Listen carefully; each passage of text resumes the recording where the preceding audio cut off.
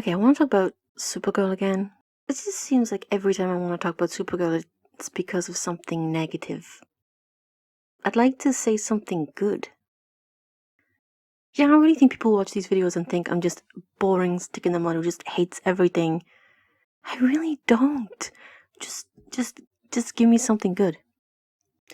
So, this is what I want to talk about today. I was innocently strolling down Twitter because, that's all people do now is stroll through Twitter because there's nothing else to do. And I came upon, stumbled, like the innocent victim that I was,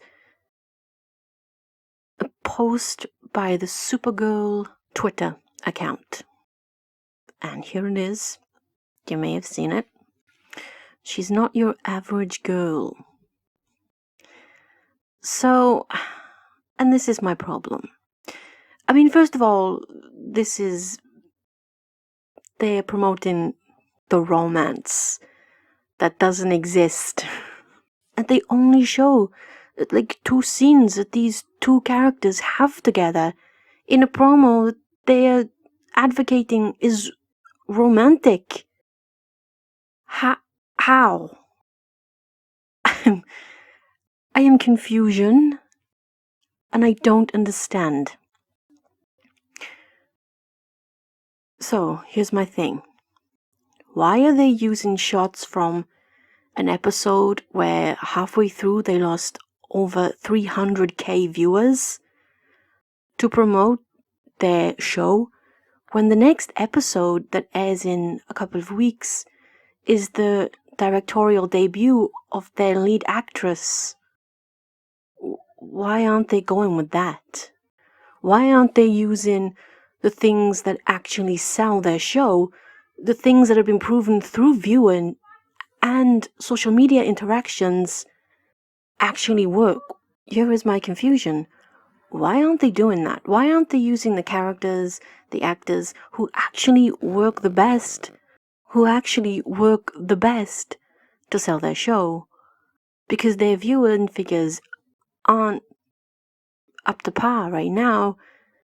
And, something that really worries me, and I don't know, worrying bothers me, I guess, is the fact that this show has so much potential and it still has so much potential. It's there. If only there was people running the show actually fucking cared, who actually wanted to tell the story of, let's face it, a group of women who aren't without flaws. But that is what I love about female characters, or any character who's inherently flawed. They're not all good. There's different shades to them. Why? When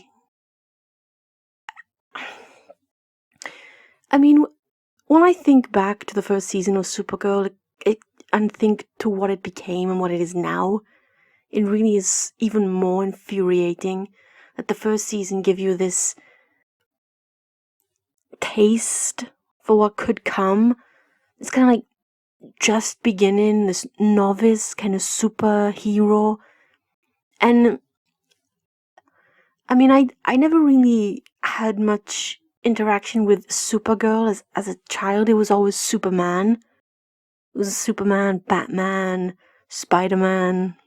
But it was always kind of mainly male superheroes. If I watched X-Men, there was Storm and Jean Grey, but there was very rarely any female superheroes. And when I saw Supergirl, and admittedly, I hadn't really taken notice until season 2 when Kitty McGraw came, because it's on Sky One in the UK, and they don't really do a lot of promo for it, to be honest. So I wasn't really aware of it. And it was only when she came along and I started seeing the articles, because obviously I was looking, that I thought, oh, okay, let's give it a go. I wasn't really expecting anything. I was just there for the couple of episodes that she was in, and I was ready to bail out at the end. And yeah, the Mon-El thing was distasteful to me, and it still is now. No. But I don't understand why they would take a show with so much premise, and it began with so much, and it's been, I mean, since then it's been up and down, let's face it. Season 2 was bad. Season 3 was, it was like watching Gossip Girl, but with capes. Season 4 was the best season. Because, well, if we ignore the Lena and James debacle, because that was just toxic, they took a character like James, who was a good guy in season 1. You know, I didn't believe the romance between Cara and James and how it started. I know many people kind of use that as like an organic romance, but for me it wasn't. Lucy, she just thought there was something between them because James wouldn't tell her that Cara was Supergirl, and that means that they're in love. I don't know. Maybe that's just me and I never got it, but at least there wasn't a toxicity between them. At least there was a mutual respect and a care in between those two characters. But to take that character then and just completely annihilate him and make him everything that is toxic about CW men, I'm finding out, which is a new experience. I don't really watch their shows when they come to the UK. They're not my thing, but maybe they're not for me, so that's why I wouldn't watch. But apart from the James and Lena thing, which just perpetrates the same formula as they have for Cara and her dates with everyone, including recently with Chilly Willy, it's just season 4, especially the end, was more, there was no romance for anyone, and it was just these female characters working together in a partnership, and whether you think that there could be more or whether you just like the friendship, there is something there for you. And that's why the viewers was there, and the views reflected it, and the positivity existed. Yes, you're gonna have your haters, but they'll exist everywhere. And then we come into the season and they completely and utterly threw it through the window. Not least of all, the concept of this season and Tacken has been, I don't know, kind of outdated. Also, they start with, this whole season is a fight for Lena's soul, and then essentially the second half begins. And the first half, I won't lie, the first half was amazing. There was some scenes between Cara and Lena, as I've said, that were amazing. Really amazing. And the acting was just brilliant. The scene in the Fortress of Solitude was, quite frankly, one of my favorite scenes of the whole show. And then they took that, all that pent-up angst that had just been released, and all that drama and heartache, and they completely lost it. And then season 5B began, and it just turned shit. I mean, I can't even emphasize how crap season 5B is. It's awful. It is trash. I don't understand why Lex is still there. The very fact that we are still keeping on this whole Cara versus Lena thing is just ridiculous at this point. And it's only there because the moment Cara and Lena team up again, Lex is just toast. He's gone. These women, all of them, when together, they really are a force to be reckoned with, and no one is really safe. And then it's so frustrating that they go with this promo to stream their episodes during this really depressing time where everyone's kind of having to deal with the unknown. That this is what they put out. Hey, there's romance. Where? And I've said this at the beginning of the episode. There's like 2 scenes that they show what they together. Where's the romance? You know, I've already seen some people putting together some of these promos that are super cool, and yeah, please keep them coming because I'm living for them. There is something I really love about Supergirl shippers in that they take so much shit and they just keep going and they just enjoy what they love, and I respect that. And they find a sense of humor in the most bleakest places, and I respect that even more. But you know, there was just something so unbelievable that they do not have any interaction with their viewers at all, and they can't read the room for how the audience, not just the viewers who are shippers, the general audience, which is vastly bigger. If more than 300k are turning off or turning channels over, just turning off your show mid-episode, you have a problem, because it doesn't exist because a group of men-hating gay women aren't getting what they want. That's nowhere even near the truth, and it's delusional. And one of my worries is that with the news of Supergirl coming, there is a known desire to destroy this show. Because I don't think there's ever been any desire or intention to tell the story of a woman. I mean, we know this from from the way they tell the story. We have been told Superman's story. Everything is from Superman. We don't know Kara's story. We still don't know her story. All I know is she's got a hell of a lot of trauma and she needs intense therapy. She still hasn't even mentioned the fact that she watched the planet her mother lived on explode and die, and that's never been mentioned. She's not addressed it.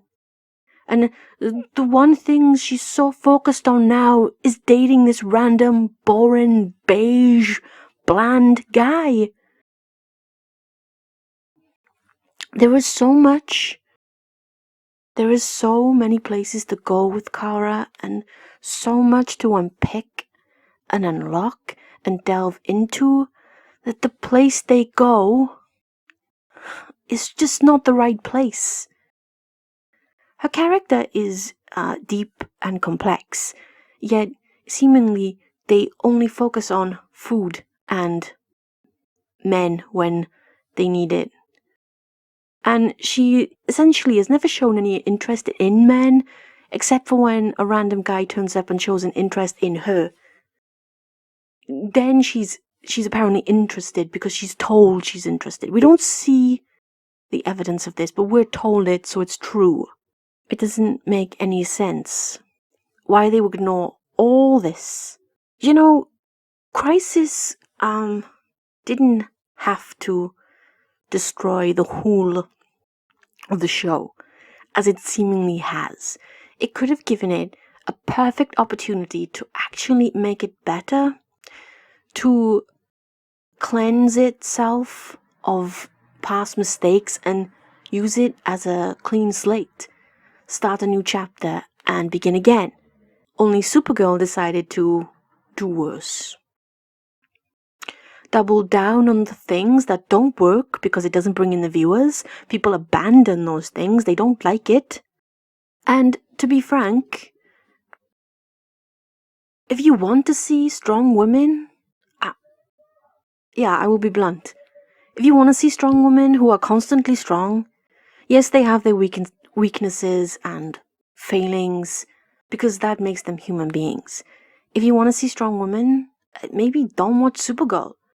Because in Supergirl, they're only strong when they need them. The rest of the time, they make them weak. They make them dependent. They make them less than what they are. Supergirl isn't the show to demonstrate strong women. And it is so sad because there is so many female characters in this show. I mean, one of my favorite characters is Lena Luthor. She's always going to be one of my favorite characters. Not because of who plays her. Not because of who plays her. But because the character is complex and morally grey and flawed, and ultimately she knows the place that she wants to go, but sometimes her methods aren't the best, and she has places to grow, and if that makes sense. I understand her, I relate to her a lot, actually, probably more than I should. But that's why, even at the start, I know a lot of people were kind of angry with her character, but I really couldn't be because I understood where she was going and why. And if you really think about what she was doing, when she began, she wanted to rid the world of people who would harm each other. And you have Alex. Alex is another one of my most favorite characters. She is amazing. She is the character I would have loved to have had as a child. Just kick ass and ask questions later. But she's also insanely smart. And it's like this mix between the brawn and the brain. But also she has all these burdens, and I really worry that her episode was like drawing a line into something that actually had more depth to it and could actually have been part of an ongoing story. With Supergirl, they do this a lot. They end things in one episode, or they just hope we'll forget and it will never happen again. She still hasn't really addressed what happened, what's happening now. Is she still adopting a child? Did she stop that? I don't understand where she's going with it. But again, plot device that led nowhere and did nothing. We could have got Alex with Kelly a different way. We didn't need the baby storyline. I'm going to end with something that actually I've been really thinking a lot more about recently, is that if we look at the female characters in the show, the lead female characters, you have Lena and Alex and Kara. And each one has an escapism that they delve into when bad things happen and they can't cope. Lena and Alex has booze. And Kara has food. I firmly believe that Kara uses food as a crutch, in the same way that Alex and Lena use alcohol. Kara uses food. It's seen as a comedic and funny, but it is equally as dark. It's a new theory I'm coming up with, to be honest, and it's making more and more sense. Some people agree with me and others don't. But I know this is a thing on American TV a lot, that if something happens in a woman's life, she cracks out the wine and drinks a whole bottle, or eats a whole tub of Ben and Jerry's, gets out chips and chocolate and gorges herself. Well, this is not healthy behavior. It isn't normal, and we don't do it in real life, do we? Unless food is your escape. I mean, I wasn't expecting anything great from Supergirl. I mean, I think if you've watched my videos, you'll know I don't. I mean, I used to have hope, but now I don't. I did watch Batwoman. I caved and I watched the first episode of Batwoman on Monday. I said I wouldn't because Ruby Rose's acting is not great. But I caved because everyone was like, Beth, you have to watch it. You have to watch it for Alice. And everyone watches for Alice. And I was like, okay, you wore me down. I'll watch it for the evil blonde. I've got problems, okay? So I watched it, and I wasn't really expecting to enjoy it. I wasn't, I will admit. But I really did. I really enjoyed it, and do you know something? Ruby Rose didn't even bother me that much. And yes, Alice is amazing. I can't wait for the next episode. Yeah. I watched Batwoman and I liked it. So you see, I can like things, and even when I start off thinking the worst and thinking I will hate it, I'm always so happy when I'm proved wrong. And I want Supergirl to prove me wrong as well. But they never will, because they don't want to. They'll continue to perpetrate the same behaviors, and it just won't work. And their show will be affected. Well, they found 2 scenes to put together in this promo for this romance. 2 scenes. If I was doing a promo for a romance, I would have done more than 2 scenes. And this promo for the romance had more of the other characters. What was Lex and Lena doing there then? Why is Kara talking to, who is it, Superman? Alex is there? And the 2 scenes of Kara and Chilly Willy. I don't like the character. I'm sorry, I don't. I'm not a fan. 2 scenes. I would say 3, but there was a split screen. So, I mean, I don't know. With shows like, Batwoman is really overtaking the ratings of Supergirl now. It's really beating it. And you have Black Lightning, you have Legends. I'm really loving Flash. I'm loving Iris this season even more than I usually do. There's so many strong female characters that Supergirl just isn't important anymore. It's not relatable. How is it relatable? It's only relatable in that we can watch it and go, oh yeah, we've met those guys. The ones who guilt trip us. Yeah, those ones. The ones who can't accept no. The ones who just won't listen when we say, hold it. I said no. It's frustrating, it's annoying, but it is what it is. And I guess it's put up or shut up. And a lot of people are shutting up and shutting down. So I'm gonna go now because I've already talked about this for too long. This 20-second promo really annoyed me.